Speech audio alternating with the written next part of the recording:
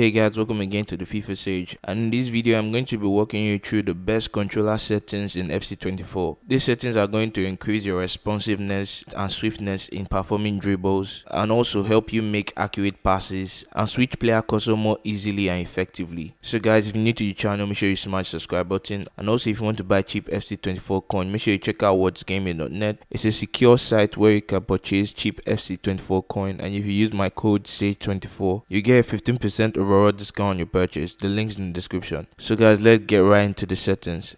So in FC24, EA actually arranged them into different sections, which are shooting, passing, defending, switching, dribbling, and goalkeeper. So we're going to run it down from shooting to goalkeeping. Mind you, I'm going to be showing you the controller settings for both your custom kickoff mode and also for competitive mode. So let's go through the custom mode. So for this, auto shooting is on, assisted header turn that on, shot assistance assisted, time finishing definitely on because it helps you maximize your chances and increase the likelihood of you banging those goals if you can green time them. So that's basically all for shooting. And now we go to passing.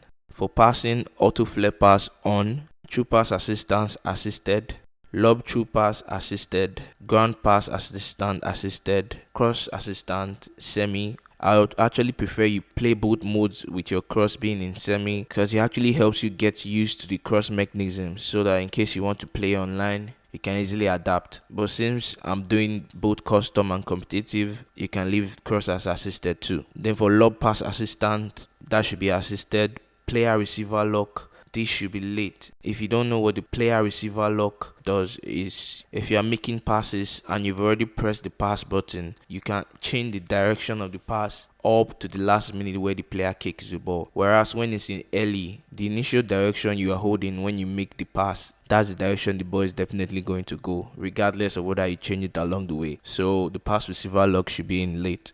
So for precision pass sensitivity, the precision pass is a new passing mechanism that actually rewards those that you use to manual passing.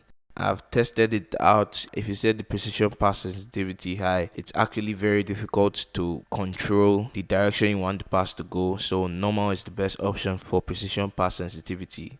So for defending, auto clearance on, clearance assistant directional, because when you clear the ball with your shoot button, you want the clearance to actually go to the direction you're holding. Then for jockey assisted, but you should actually practice using the manual jockeying too.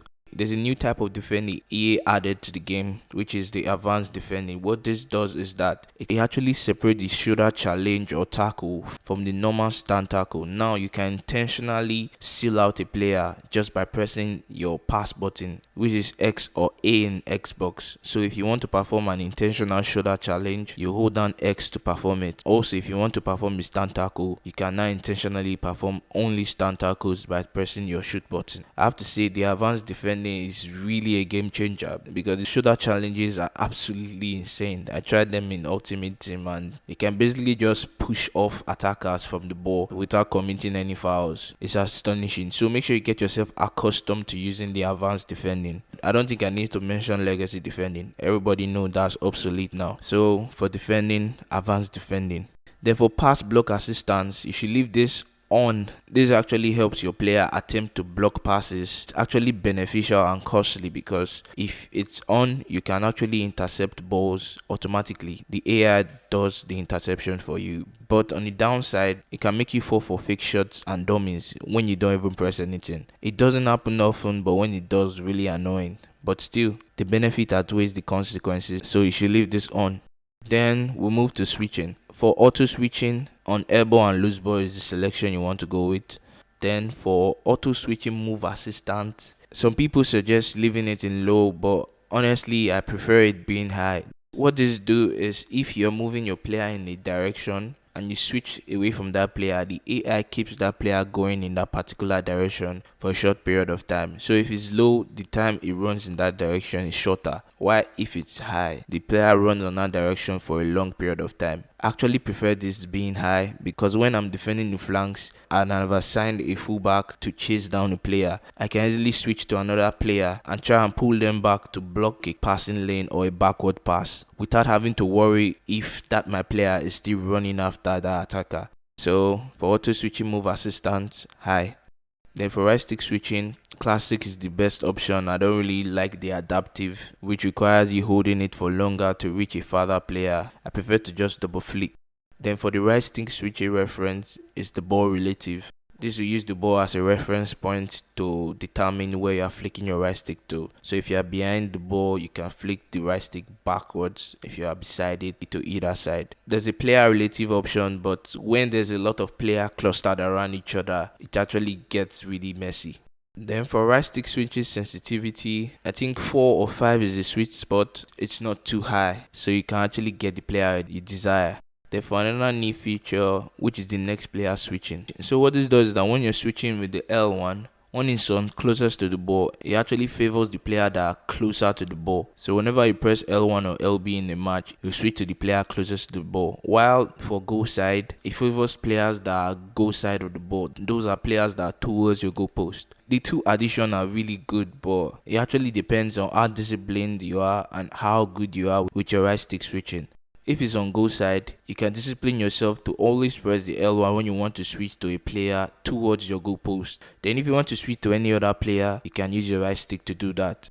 Then same thing for closest to the ball. You can use your L1 to switch to players that are closer to the ball. Then if you want to get a further player, you use your right stick.